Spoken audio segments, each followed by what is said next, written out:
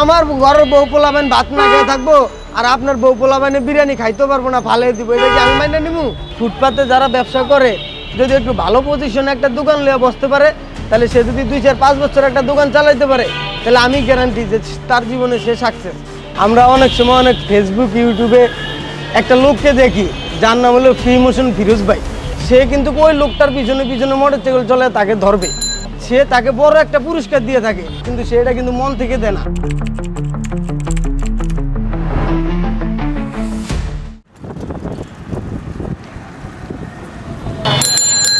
কই যাবেন? বিডিএন 71-এর বিশেষ অনুষ্ঠানে আপনাদের স্বাগত। এই অনুষ্ঠানে আমরা 8টি ইনক্লুসিভ প্রশ্ন করে থাকি সমাজের সকল পেশাজীবী মানুষদের। আজকে আমাদের ইনক্লুসিভ 8টি প্রশ্নের উত্তর দেওয়ার জন্য আমাদের সঙ্গে রয়েছেন একজন অটো ড্রাইভার।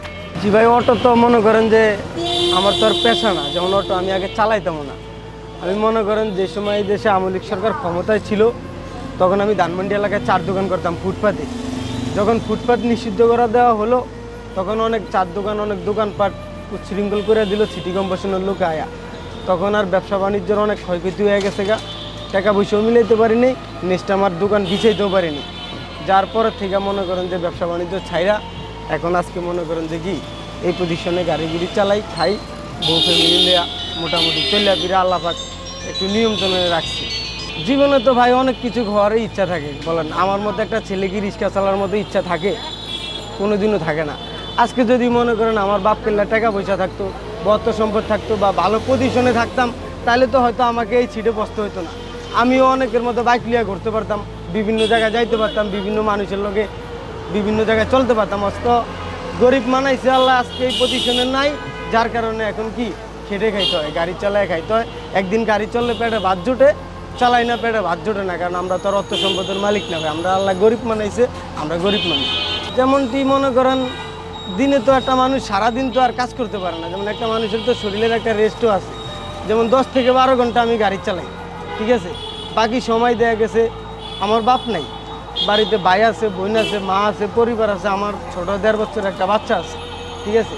এদের লোকের সময় কাটাই, বা এদেরকে স্কুলে নেই, ছোটো ভাইটা স্কুলে পড়ে, এদের পড়াশোনার দায়িত্ব, নিজের ফ্যামিলির দায়িত্ব পুরাটাই আমার। আমাকে হেল্প করার মতো আর কোনো লোক নেই, কারণ 3 ভাই 3 বোন, আমি বড়। আমার ছোট ভাই আছে, আর একটা বোন বিয়া দিছি, আর এখনো 2টা বোন আছে, আমার বাবা নেই। আসলে ভাই হচ্ছে এটুক জীবনে, আমার জীবনে আমি যা হারিয়ে ফেলছি, অথচ আমার আরও 5 জীবনে আমি সেটা পাওয়ার মতো সম্ভব না, আর এটা কোনো দিনও ফিরে আইব না। যেমন সেটা হচ্ছে আমার জীবনে আমার বাবা ছিল একমাত্র ঢাল, ঠিক আছে। বাবা আসিল, দেখেছি নিজে কাজ করতাম না করতাম, সংসারী বাবা টাকা দিয়ে নিত বা চলাইতে পারতো। কিন্তু বাবা যেদিন থেকে মরে গেছে, সেদিন থেকে আমি অনেক কিছু জীবনে হারাই ফেলছি, যা জীবনে চাইলেও কোনো দিন আমি ফিরে পাবো না। কারণ আমার বাবা তো চলে গেছে, আল্লাহ পাক তো আমাদেরকে হাত পাও করে রাখে গেছে। হয়তো কোনো অর্থ সম্পদ থুয়া যাইতে পারে নাই, কিন্তু তারপরও নিজের যা আছে এই শরীরটা দিয়ে বাকি জীবন বাপ মা ভাই বোন খাওয়া দাওয়া যদি আমি নিজে চেঁচায় নিতে পারি, তাহলে এইটাই আমার কাছে অনেক কিছু। আমার জীবনে ভাই এরকম কোনো ভুল নাই যে আমি জীবনে করিনি। কেমন বলতে, আমি জীবনে আমার ছোটোবেলা থেকেই, যেমন একটা টাইম ছিল ফরার টাইম, ফরার টাইমটা যখন আমি সারাইছি, আমার বাপ মরে যাওয়ার পরে আমি ফরার টাইম বাদ দিয়ে দিছি, দিয়ে আমি কর্মজীবনে ঢুকছি। কিন্তু কর্ম করে যদি আমি 500 কামাই, 700 কামাই, 1000 কামাই, তাহলে এইটা দিয়ে আমি মনে করেন যে আমি ফ্যামিলি সব কিছু চালাই। কিন্তু বাড়তি কোনো ইনকামও নাই, আর বাড়তি কোনো চলার মতো কোনো লাইনও নেই। আর জীবনে চামু কি ভাই, কেউ আজকালকার জমানায় চাইলে দেয়? এই যে হাজার হাজার কোটি টাকা মানুষ বানায় বয়ে রয়েছে, কেউ 2 টাকা দিয়ে সাহায্য করে না। নিজে পেট চলবো তো ভাত আছে, পেট চলবো না ভাত নেই। কারণ আপনার কাছে তো আমি চাইতে পারবো না, আপনাদের চামু ভাই আমার 100 টাকা দেন, আপনি তো আমার দিবেন না, কারণ আমি তো আপনার 100 টাকা পাওয়ার যোগ্য না। আমার হাত আছে, পাও আছে, রথ আছে, আমি তো কর্ম করে খাইতে পারি, তাহলে আপনি কি আমার দিবেন?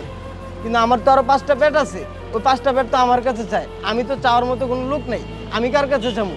আমি তো কোনো মনে করেন যে সময় আমি গাড়ির ডিপার্টমেন্টে ছিলাম, আমি যখন গাড়ি চালাইছি, তখন আমার বিভিন্ন জায়গার থেকে বিভিন্ন অনেক অসহায় লোক আইসে আমার কাছে কি অনেকে গাড়ি চালান শিখে, যেমন চিনজি চালান শিখেছি, কাবার ভ্যান চালান শিখেছি। এগুলো আমি বিনা পয়সাতে আমি অনেক ফেল করছি, কারণ আমার হাতে ছিল কর্ম এইটা, আমি চালাইছি এইটা। আজকে যদি দেখেন আমার যদি অনেক কিছু থাকতো, বা আমার বাপ কেল্লা থাকতো, অনেক মানুষের থাকে না, থাকলে তো দেখা গেছে ভাই আমার আছে তোমারে দিলাম, কারণ আমার নিজের তো নাই, আমি আরেকজনকে কিভাবে দিব? হয়তো কর্মক্ষেত্রে কেউ যদি পয়সা যায়, আমি তারা ভালো পরামর্শ দিতে রাজি আছি, যে ভাই এটা না করে এটা করো, এটা না করে ওইটা করো। যেমন একটা রিক্সা তুমি চালাও, এটা চিন্তাই করো না, কারো কাছে চাইও না, কারো একটা পকেট মাইর দিও না, এটি করা ভালো না। তুমি রিক্সা চালাইবা, দৈনিক 500 কামাইবা, এটার মধ্যে আল্লাহ পাক তোমার অনেক শান্তি দিছে, যেটা তুমি চিন্তা করে 2000 কামাইলো সেটার ভিতরে নাই। আমরা অনেক সময় অনেক ফেসবুক ইউটিউবে একটা লোককে দেখি, যার নাম হলো ফ্রি মোশন ফিরোজ ভাই। সে অনেক জায়গায় অনেক মানুষের অনেক কিছু দিয়ে থাকে, অথচ তাকে আমি কোনো সময় দেখি নেই। আল্লাহ পাক তার লগে আমার সাথে দেখা করায় কিনা তাও আমি জানি না, কিন্তু সার মনটা কিন্তু তার অনেক বড়। কারণ আমি দেখছি সে মোটরসাইকেল বাইক নিয়ে ঘুরা বিভিন্ন জায়গায়, যে মানুষটা তার চোখে পড়বে বা যাকে সে টার্গেট করবে, সে কিন্তু ওই লোকটার পিছনে পিছনে মোটরসাইকেল চলে তাকে ধরবে, ধরে তার জীবন হিস্টোরি জানতে চাইবে বা তার কাছে কিছু টাকা চাবে বা যে কোনো একটা অনুদান তার কাছে চাবে। সেই অনুদানের ভিত্তিতে সে তাকে বড় একটা পুরস্কার দিয়ে থাকে। এটা কিন্তু তার জন্য অনেক পাওয়া, কিন্তু সে এটা কিন্তু মন থেকে দেয় না। এটা তুমি আমার একটা উপকার করছো, আমি তোমার উপকারের প্রতিদান দিচ্ছি। সেখানে ইচ্ছাটা হলো, বয়স তো মাত্র শুরু, আল্লাহ পাক যদি আমার কোনোদিন কোনো সফলতা দেয়, তাহলে আমার দেশে অনেক লোক আছে ভাই, বাপ মারা গেছে, মেয়েটারে বিয়ে দেওয়ার মতো সাধ্য নাই। নিজের কোনো সময় আল্লাহ পাক যদি তৌফিক দেয়, তাহলে তাদেরকে গরিব দুঃখী ছায়া বা আমার চেয়ে নিচ্ছ সিরিলির যারা, আমি তাদেরকে যদি পারি কোনো সময় তাদের পাশে যে একটু দাঁড়াবো, এটি আমার ইচ্ছা। 3 নম্বর ইচ্ছাটা হলো, আমরা তো মনে করেন দিন আনি দিন খেয়ে, আমাকে কর্মজীবনে কোনো ধর্ম নাই। আসলে আমরা এই যে গাড়ি চালাই, এই গাড়ি নিয়েও জানেন আজকে অনেক জায়গায় অনেক নিষিদ্ধ, অনেক কারবারি, অনেক কিছু চলতেছে। কিন্তু আপনি দেখেন আজকে আমাদের অনেক ছাত্র ভাইরা, অনেক ভালো ভালো অনেক শিক্ষিত লোক, যারা মুখ এই সমাজে দেখাইতে পারে না, মুখ ঢাকা তারা এই গাড়িগুলো চালায়। কেন চালায় ভাই? আল্লাহ পাক পেট দিছে, পেটের ক্ষুধায় তো কাউরে মানে না, কেউর কিছু বোঝে না। আপনি আইন দিচ্ছেন, আইন আমাদের জন্য মানা ফরজ, এটা আইন না, আমরা না মানলে এটা আমাদের অন্যায়। কিন্তু ভাই পেটের আইনের চেয়ে তো আর বড় কোনো আইন নেই, কারণ পেট তো 3 বেলা ভাত চাইবো, ভাত না হইলে তো আমি শেষ। এখন আমি আপনার আইন মানতে যাবো, কিন্তু আমার পেটে তো ভাত নেই। ভবিষ্যৎ পরিকল্পনা আমার অনেক বড়, কিন্তু বড় করতে পারি না। কারণ বলতে মনে করেন আমার ফ্যামিলিগত সব হলো গরিব, ঠিক আছে। আমি 2 লাখ লাইলে আমাদের এলাকায় 20 থেকে 25 জন মানুষ নিয়ে আমি চরপাশন উপজেলায় কাজ করি, অথচ তাদেরকে লিয়ে পুরো 2 লাখটা আমি চলি, তাতে আমার সংসারীটা একটা মেন্টাল হয়। 2 লাখ যখন শেষ হয়ে যায়, বর্ষার সিজন এসে পড়ে, তখন আমি ঢাকা শহরে আসি, আইসা যে কোনো একটা গাড়ি গুড়ি চালাই, কিছু টাকা কামাই করি, বাড়িতে পাঠাই, সেগুলা দিয়ে আমার সংসারীটা চলে যায়।